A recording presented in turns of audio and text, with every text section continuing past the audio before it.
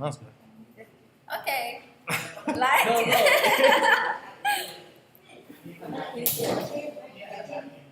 Are we live? You can like when you would like to change. okay. Okay. Okay. Let me just, can I check or not? Check this one. 1, 2, 3. Okay. One more. Okay, thank you. Okay, sorry. Okay, Okay, wait a minute. You should see yourself yeah. That is like a big hat. Santa Claus. Okay. Yes, when เดี๋ยวหนูส่งนะคะส่งดีค่ะใช่เดี๋ยวหนูส่ง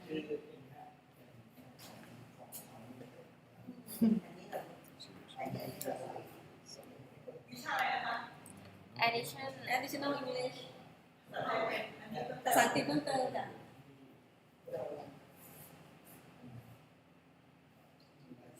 One hour, maybe only 40 minutes. Well, good, because I only have 30 minutes. Shorter. Not 1 hour. Blame you. Yeah.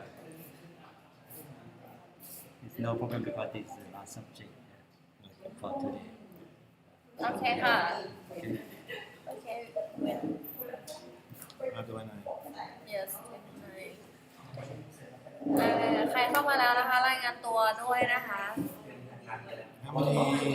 How many people watching this one? 21? That's right.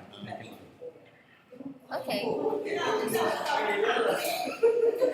เดี๋ยวดูแป๊บนึงเดี๋ยวค่อยไปยังไม่ต้องรีบตอบหรอกโอ้โห เด็กไม่ได้ตอบ มันแค่รายงานตัวเช็คชื่อเฉยๆเนี่ย Okay, you can wait. ใช่นี่ได้ไหม ได้ค่ะ ลืมตัว Okay.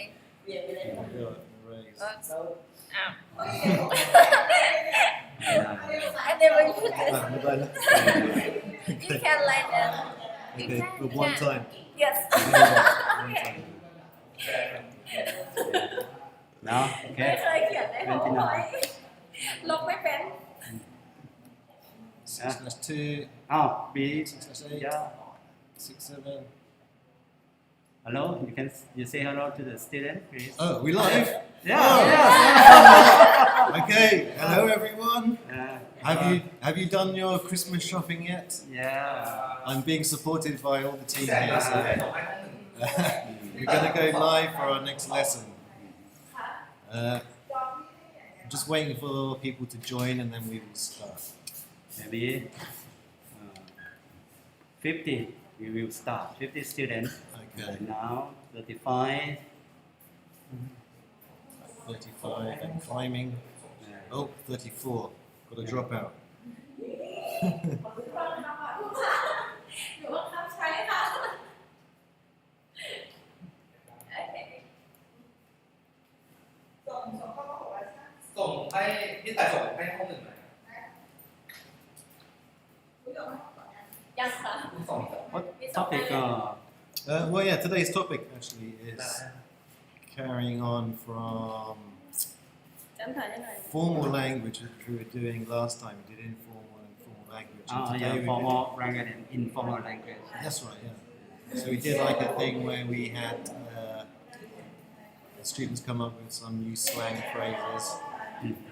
We also did body language. The language. So they did 3 things, like hand gestures and facial gestures.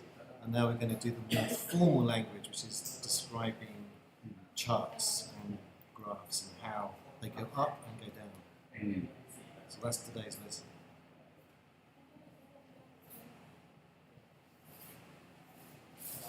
A lot of students are coming to watch Yeah. Okay. my stream. All right. Yeah. So I think Yeah. we can.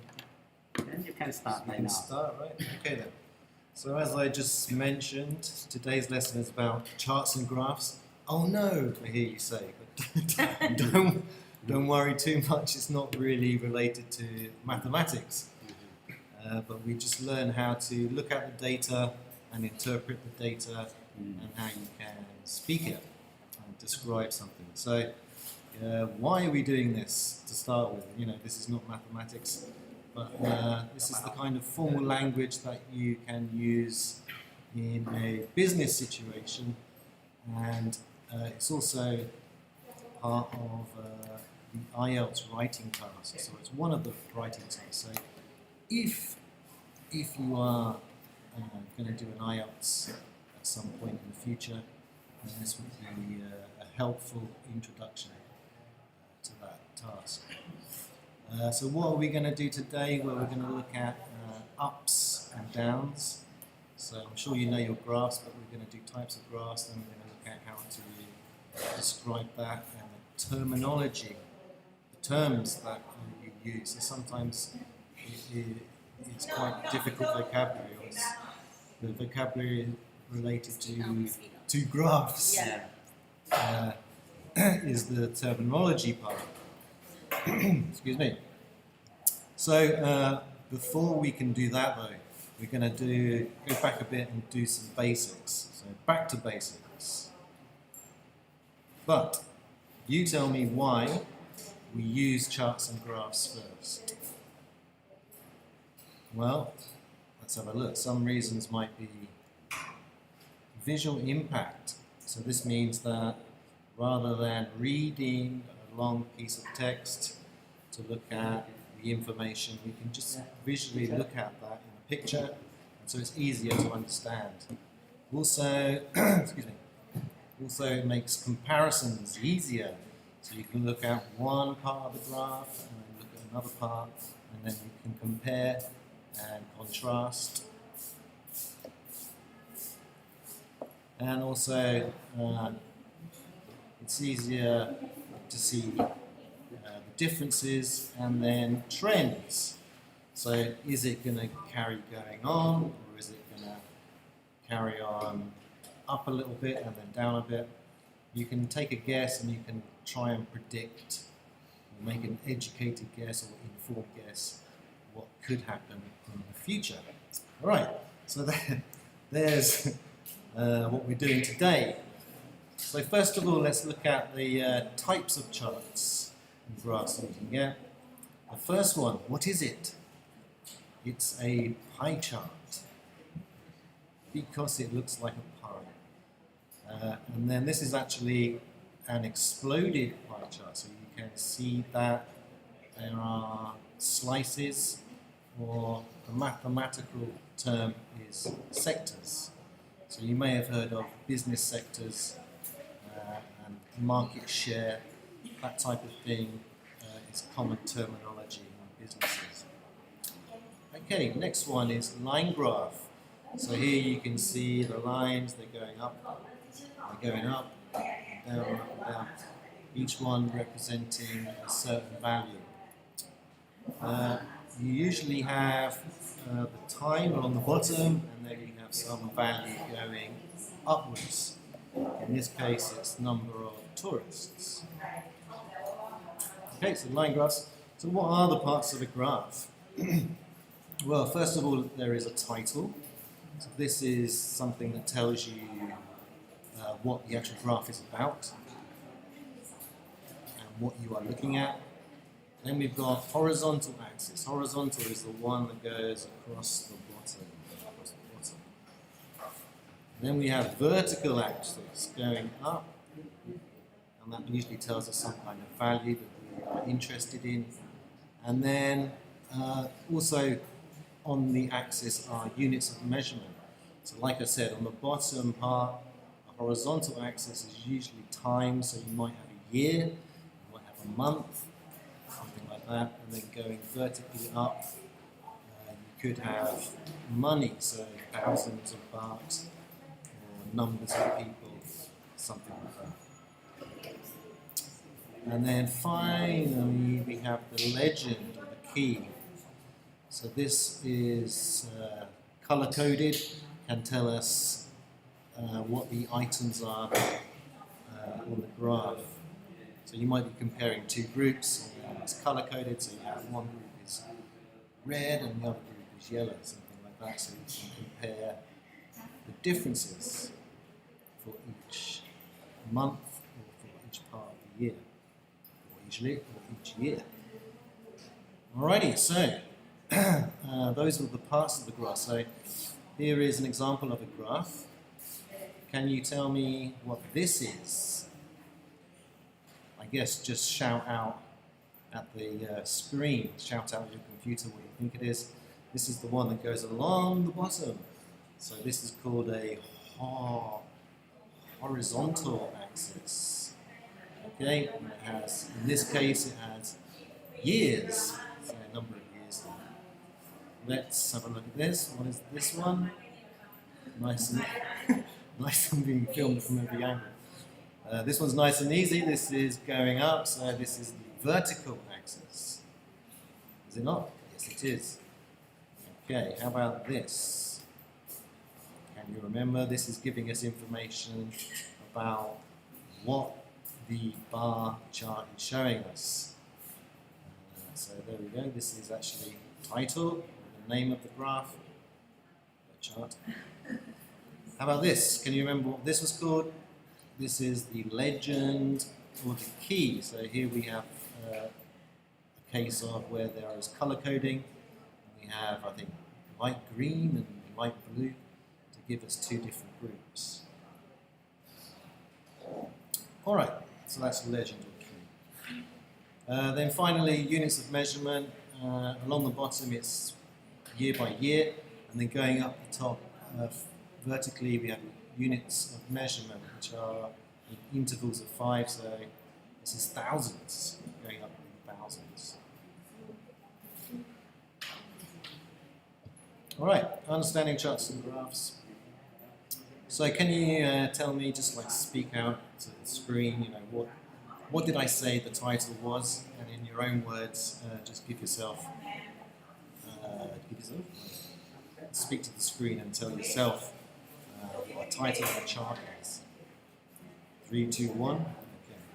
So you should have something like that. It tells you what we are seeing overall and what kind of data is being shown to us. All right, that's that. What do the vertical and horizontal axes do? Let me do 3 seconds. 3, 2, 1. Talk to your screen. Okay, well these show you what is being measured, and also we have the units. So for example, in the last graph we saw thousands going up, and then on the bottom years. And then finally the key or legend, what does that do again? 3, 2, 1. Okay, this tells us what groups or categories or items are being measured. So for example, you could have, you could have red for apples, you could have yellow for bananas, and green for something else. So color coded. All right then, so before we can do that though, we have to look at some vocabulary that we can use for numbers and data in general. So about it's not exactly that, so it's somewhere around the number. Another word for about is approximately, and then nearly, it's not quite there, but it's nearly at some number, and then you could say it's just over, or it's just under some number. So that's vocabulary which is talking generally, and then you have something which gives you the exact number. So you can say exactly or precisely. Like that. All right then. Numbers then. Okay, we're going to try and go through this quickly, but the first thing you need to know about are fractions and the way that we say fractions. So in this example, 1 over 4 is not, you don't say it 1 over 4, but you actually say a quarter. Okay, so you need to remember that a quarter means 1 over 4. Then a third is 1 over 3, a half is 1 over 2, and then we've got 3 quarters, which is 3 over In terms of percent, I can't tell you how to work that out. I'm sure you know already. The first one, a quarter, is 25%. And then we've got 33.3, and then 50%, and then 75%. All right, next up is ordinals. This is like first, second, third, fourth, and continues like that. So I think that's fairly easy. Everybody should know that. Large numbers. Who can tell me this value? 10 something. I'll use a pen for this. So 10, 1, 2, 3, 1, 2, 3. Count the digits. So we've got 10 followed by 6 zeros. What is that? 10,000 thousand? Oh no. Okay, so this is 10 million, right? This is a million. And then we've got 631,931. All right, so this could be, this is a number right now, but if you were to say that the number represents the number of people living in a city in China, for example, then this becomes a figure. It's basically representing some number. That is part of an indication of how many people there are. It could be profit for a company, or it could be some other figure. Okay, quickly going on then, we've got decimals. 3.1415, some of you recognize that. It's pi. And then if we were to round up pi, then we would end up rounding down, actually, for this one. So 3.1415 becomes 3%. If you had in a business meeting and you gave the exact 73.5%, you could also say this is just under 75%, just to make it easier to listen to other people to understand. So you can say just under, just over. All right, nice and easy. This one then, how's this going to work? Oh yeah, okay. So then a little test, 20%. What fraction is that? 20%. Is it 1 over 10, 1/10? Is it 1 over 5, 1/5? Is it 1 over 4, 1/4? Is it 1 over 3, 1/3? Or is it 3 over 4, 3/4? Or is it 2 over 3, 2/3? Well, let's see if you're right. Okay, 1 over 5 or 1/5. Next one. 2/3. Okay, where does that go?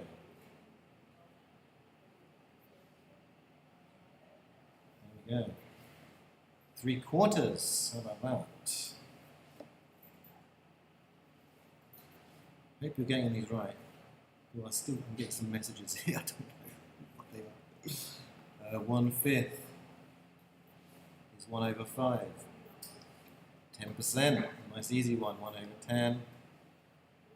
1/4. 1 over 4. Exactly 75%. Which one is that? Third. I hope you're getting all these right. It should be pretty easy. Exactly 25%. 10th. I said that was 10th before. 10%. This one, almost 70. A little bit tricky. So which one is it? Is that just under 3 over 4, or is that almost 2 over 3? Almost 2 over 3. Okay, so your numbers are okay, but then can you do it visually? So tell me what fraction is the dark blue one. That's the smaller blue if you don't have a colour TV. I don't know what that would. Okay then, so what have we got visually? We can see that that's 1/4. How about this? how would you describe the fraction in red? Okay, you should have said something like almost 3/4, just under 3/4, you could have said nearly 3/4, something like that. Okay then. So now we're going to look at some other basics where we compare, or can try to compare data. So this is making comparisons, i.e. is bigger, is smaller, that type of thing. The largest, yeah, the smallest, a lot of, a few of, that type of thing. And then some adverbs as well, so slightly, marginally, or by a small amount. We don't really deal with adverbs so much this lesson, but the next lesson we'll be looking at adverbs and how they're used for describing graphs. So firstly, let's go back to basics. We've got the adjective, so poor. Can you think of the comparative here? So we need to know the rule. It's usually the syllable rule, right? For example, you have the word beautiful, then you have to just break it down into syllables. So beautiful is 3 syllables. Excited is 3 syllables. So just try this out for yourself then. The first one, poor. What is the comparative? Do you add ER on the end, or do you use more poor? Which is it? And then continue on down then for advanced, populated, and rich. So I'll just write the rules down at the bottom here. So 1. Sorry about my handwriting. 1 syllable usually ends in ER, and then 2 plus syllables.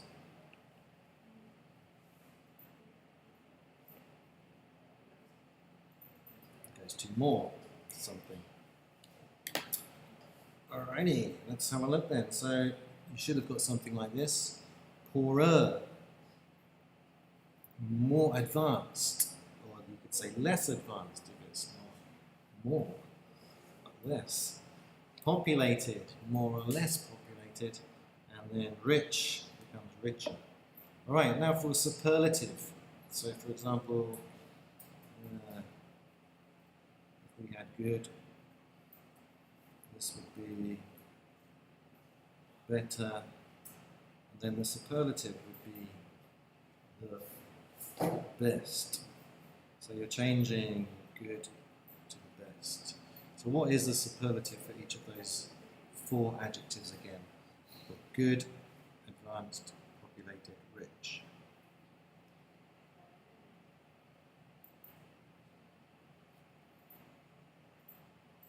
A reminder,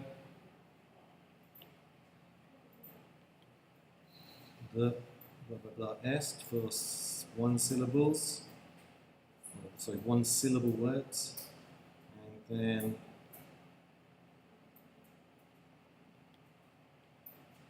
instead of more, you've got the most something. Alrighty, have you done that? Have you finished? Yes. Okay. So there's an example of how to do it. So poor is 1 syllable, then we have advanced 2 syllables, and then populated 3 syllables, and then rich is 1 syllable. So these are all words you can use to describe certain things. Alright then, so compare and contrast is the next. This is a review of a lot and a few.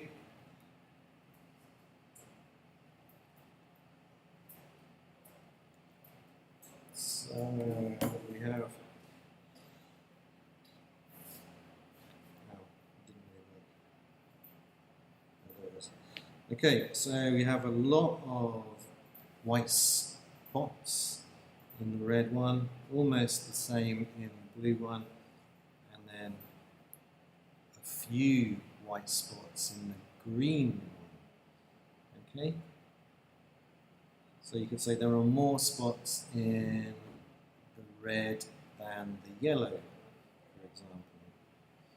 Or there are fewer spots in the green, in the green compared to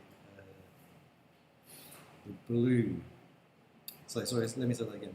There are a lot of white spots in the red compared to the green, and then there are fewer white spots in the green than in the red. Okay. So you can use this to compare, don't forget to use than.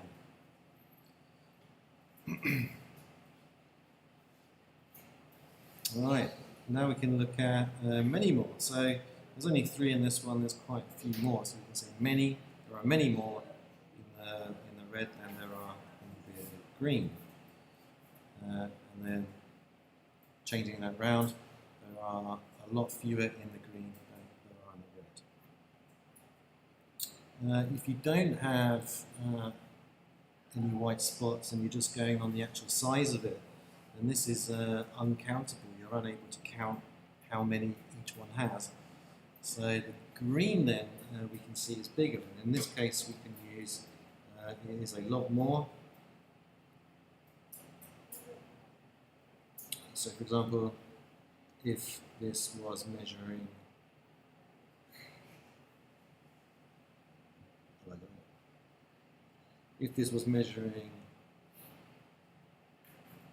the size of the city, this is a lot bigger.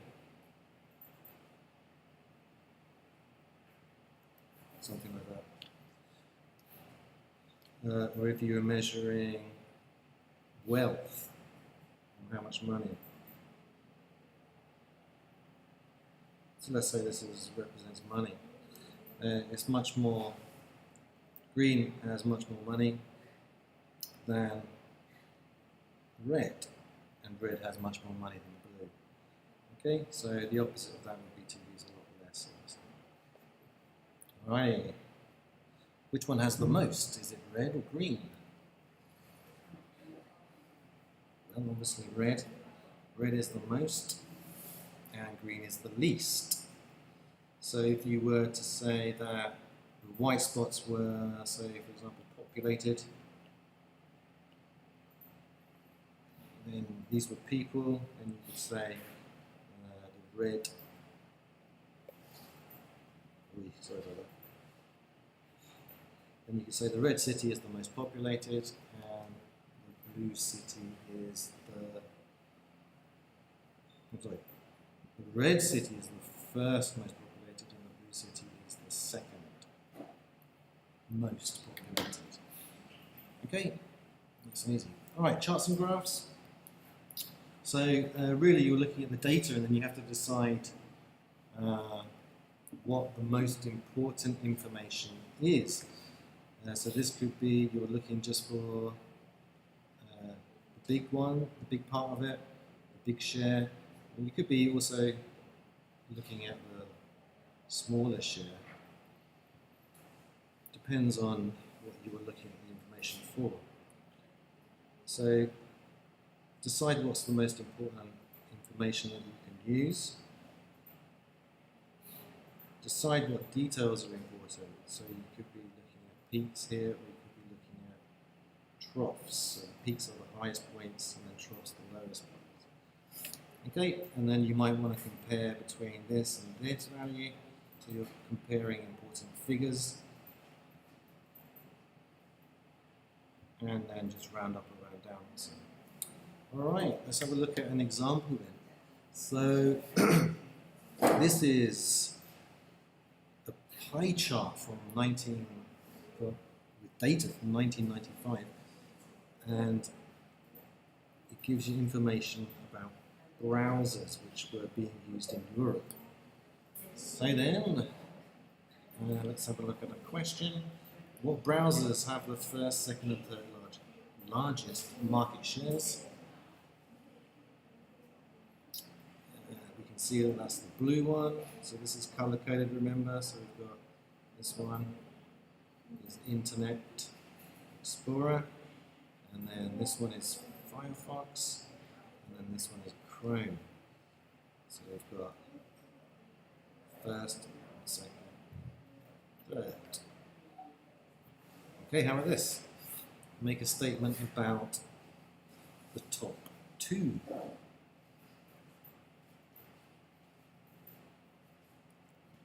So what would your statement be for those two big shares, the first and second shares? Yeah, so basically you're just saying like what fraction is it, and you give it percent. So you should see that that's just over 75%, so you can say just over 75% or just over 3/4 of the market share. Right, what fraction of the market does Firefox and Internet Explorer have? So we check the color codes again, and look at the share. So it's this one and this one. And then you should be able to work that out, and that's about 50%, right? So we can work that out. It's got half of the market and 50% of the market. Alrighty, carry on. Ooh. Yeah, so it's changed a little bit since 1995. Alright, so we're finally coming to the last part.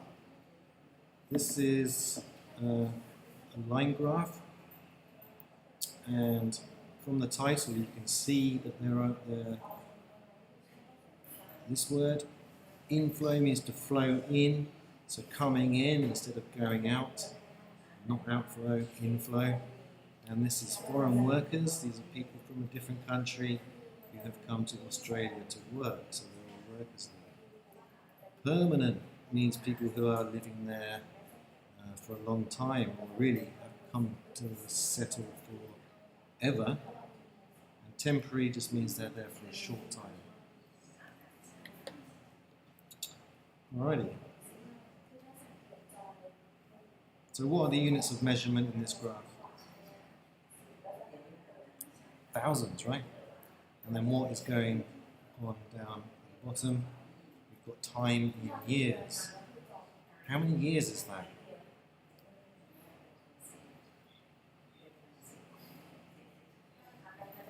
So how many years is that? If you said 9, that's wrong. It's actually 10 years if we count it on the bottom. 2, 4, 6, 8, 10. So 1992 is also included, so it's not 9, it's actually 10 years. A bit like this is the 21st century, even though we're in 2020. Right then, so first question. I'll give you 1 minute to work this one out. So the chart shows how many Australians travelled abroad. Abroad means to go to another country for work between 1992 and 2001.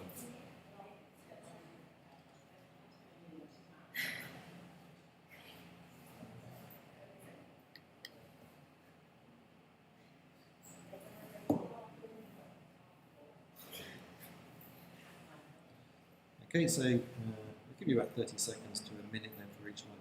So did you think this is true or false? True or false? The chart shows how many Australians travelled abroad for work between 1992 and 2001. Is that true or false? It is false.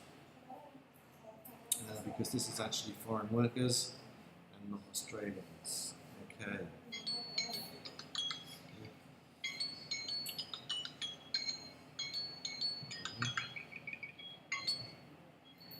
Right. Ow. This one's true. So the chart shows, is that? No. The chart shows the numbers of workers immigrating into Australia between 1992 and 2001. Is that true? I could have tricked you here.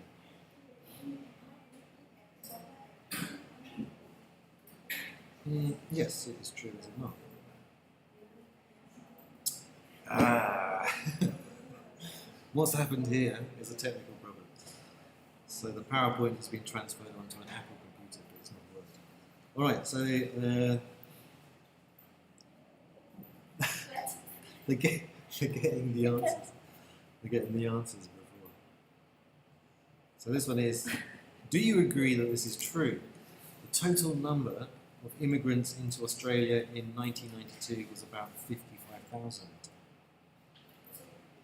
Okay, let's have a look. So 1992, 1992, it's about 55,000. So we've got 40,000 plus about 15,000. So yes, that would be true. This one,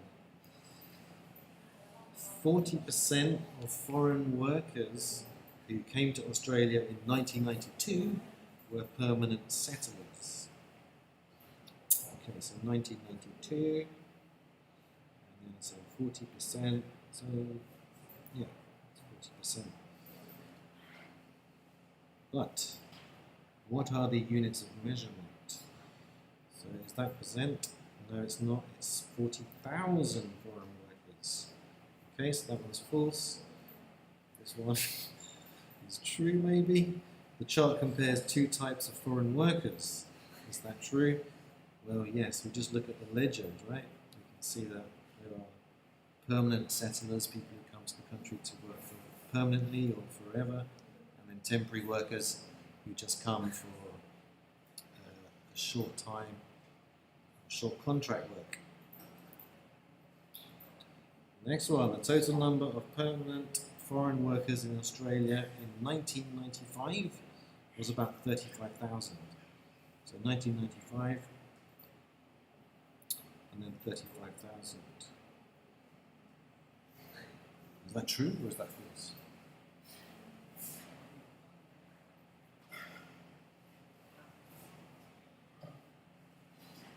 That's it true? No, why?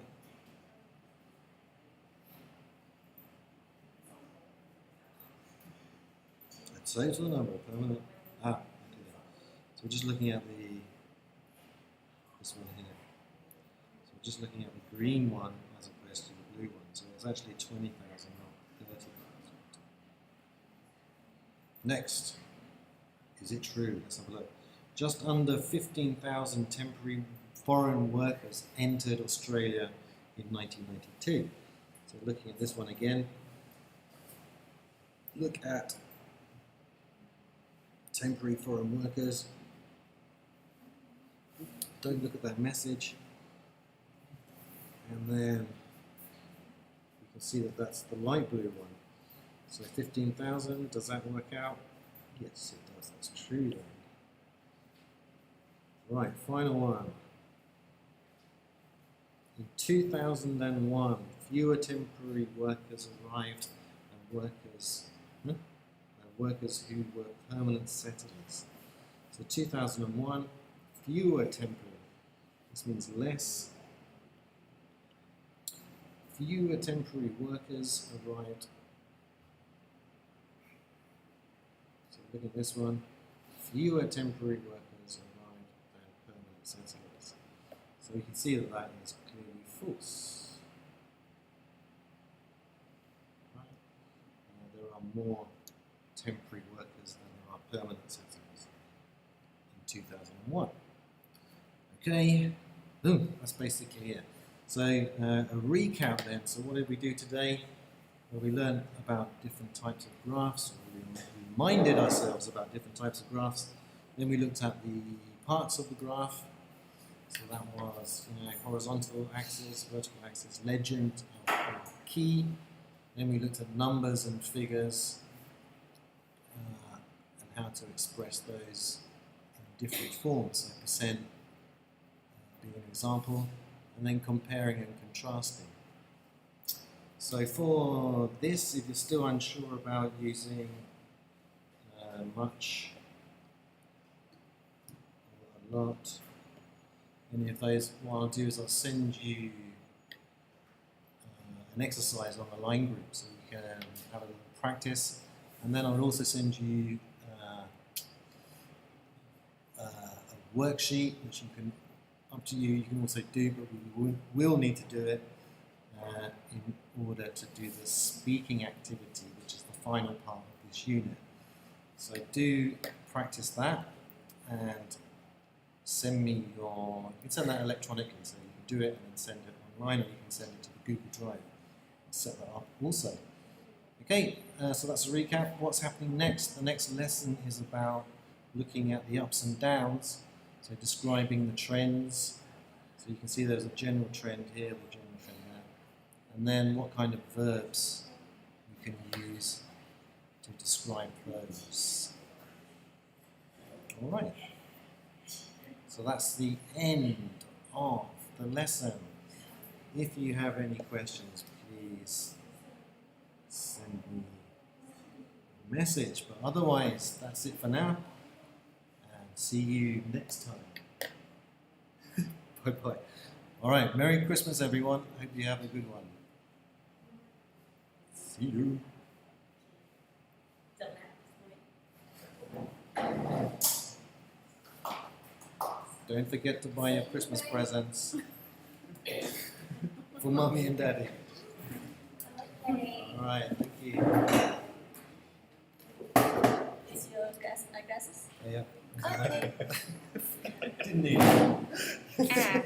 ก็คาบสุดท้ายแล้วเนาะยังไงพรุ่งนี้นะคะก็ฝากด้วยนะคะ9 โมงเจอกันน่าจะทุกห้องเลยในคาบแรกนะคะ 2 ครับติดๆไม่ใช่กราฟแรก คาบแรกเป็น ภาษาอังกฤษ ภาษาอังกฤษนะคะยังไงก็ตื่นมาเรียนกันด้วยเนาะเหมือนเดิมนะคะ9 โมงเจอกันที่ช่องทางนี้